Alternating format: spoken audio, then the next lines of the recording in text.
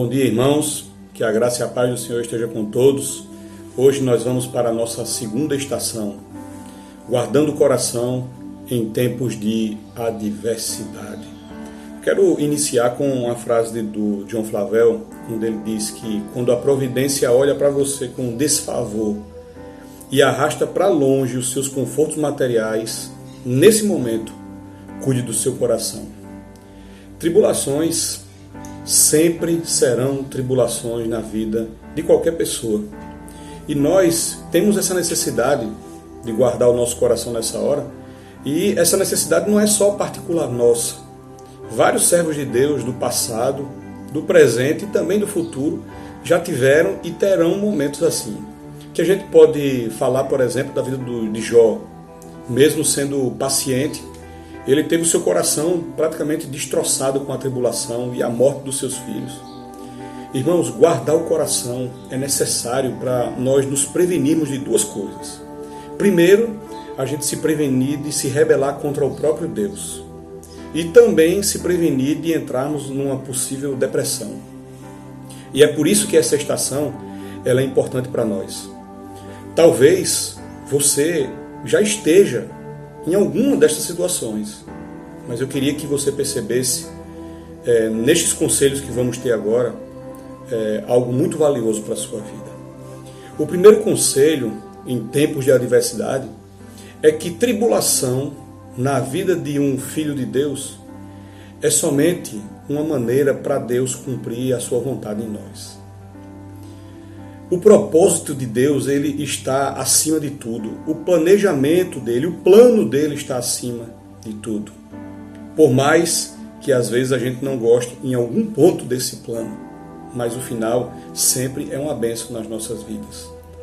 Nós estamos num período de pandemia e a gente tem percebido os governos no mundo inteiro fazendo algumas atividades, tomando algumas ações para que o vírus ele seja diminuído até que chegue-se uma possível vacina.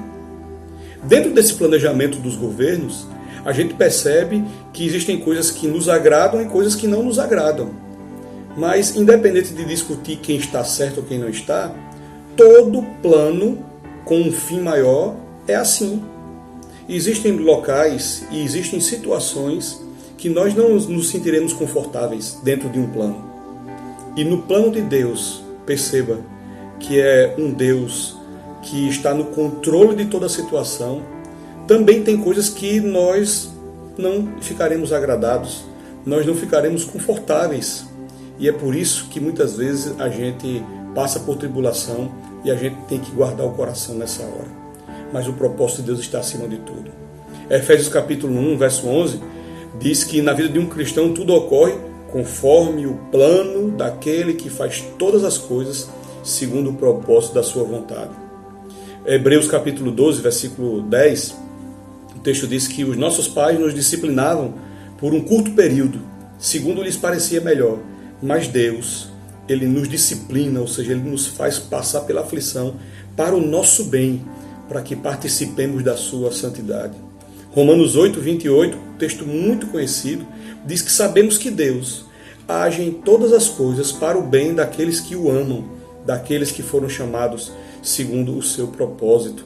O próprio salmista, no Salmo 119, versículo 71, diz: foi bom para mim ter passado pela aflição, para que eu aprendesse os teus decretos. Tiago, ele diz na sua carta: meus irmãos, considerem motivo de grande alegria o fato de passarem por diversas provações. Nós vamos passar, e o plano de Deus está acima de tudo.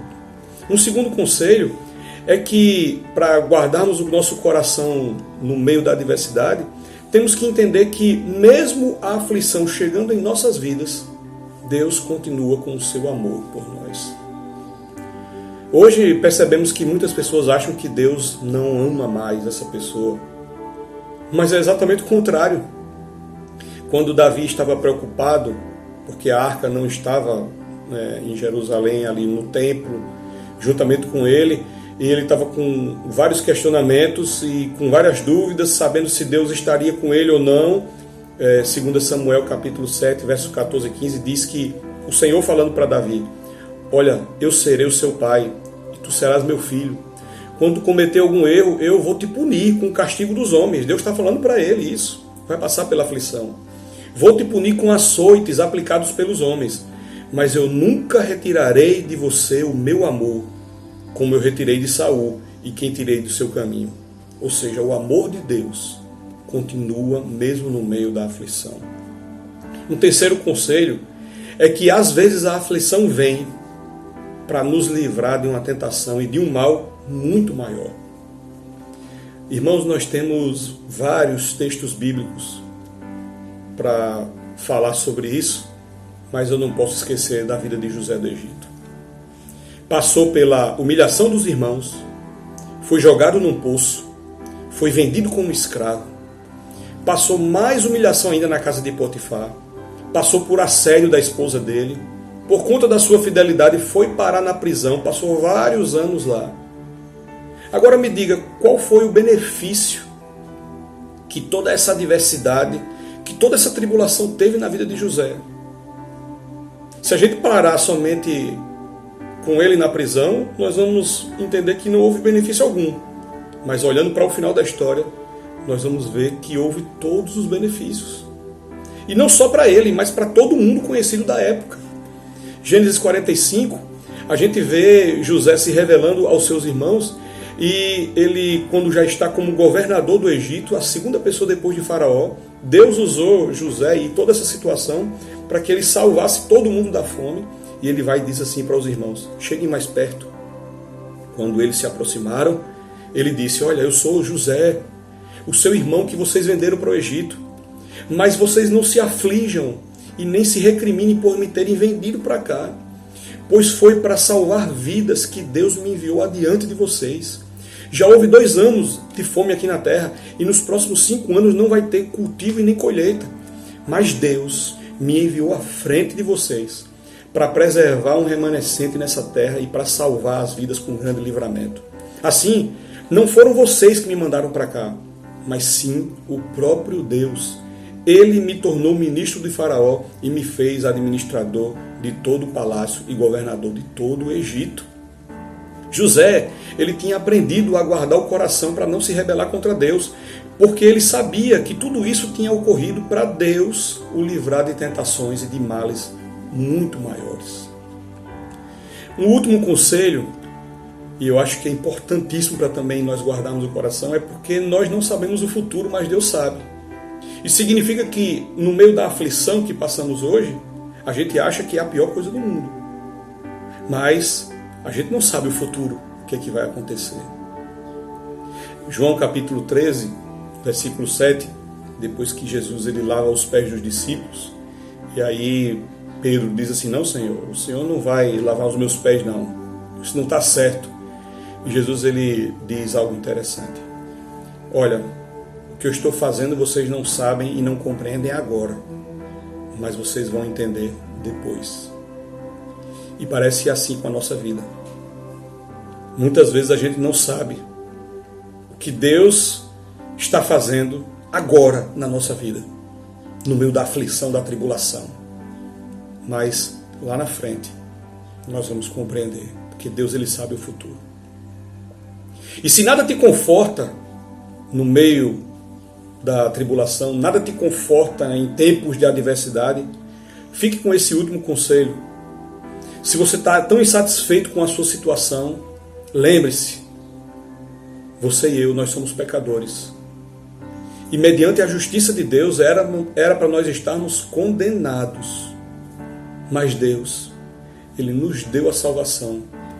E os seus propósitos são maiores. Então, você já pensou em comparar a adversidade que você passa hoje com o fato de talvez você estar com a condenação eterna preparada para você? É claro que não se compara. É por isso que o apóstolo Paulo, escrevendo para a igreja de Corinto, no capítulo 4, do versículo 16 ao 18, ele diz, por isso, não desfalecemos. Mas ainda que o nosso homem exterior se corrompa, o nosso homem interior, contudo, se renova de dia em dia. Porque a nossa leve e momentânea tribulação produz para nós um eterno peso de glória muito excelente. Não atentando nós nas coisas que se veem, mas nas que se não veem. Porque as que se veem são temporais, mas as que não se veem são eternas. Muitas vezes, nós queremos questionar Deus por causa da adversidade. Mas aí eu termino com uma frase aqui do John Flavel, quando ele diz o seguinte: meu Pai tem um desígnio de amor para minha alma, por que eu ficaria com raiva dele? Tudo que ele faz buscando algum bem para a minha alma, algum propósito eterno e glorioso. É a minha ignorância dos desígnios de Deus que às vezes me faz discutir com Ele. Irmãos, que Deus nos ajude a guardarmos o coração em tempos de adversidade. Vamos orar. Senhor, nesta manhã, estamos diante do Senhor e desde já queremos pedir perdão, Senhor, porque muitas vezes nós questionamos demais o Senhor por conta dessa estação que todo ser humano passa, tempos de adversidade. Queremos te pedir perdão, Senhor, porque nós entendemos que realmente o Senhor tem o melhor para nós. E como nós não sabemos o futuro, então o que passamos hoje pode ser simplesmente uma chuva, que às vezes é uma chuva de verão que passa rápido, e às vezes uma chuva de inverno que dura um pouco mais, mas no final das contas ela vai passar. Então eu te peço, Senhor, que enquanto ela não passa, possamos guardar o coração em Ti, e que o Senhor nos livre, Pai, da depressão que pode acontecer no meio da adversidade. Cuida dos Teus filhos e das Tuas filhas nessa hora, no nome santo de Jesus. Amém.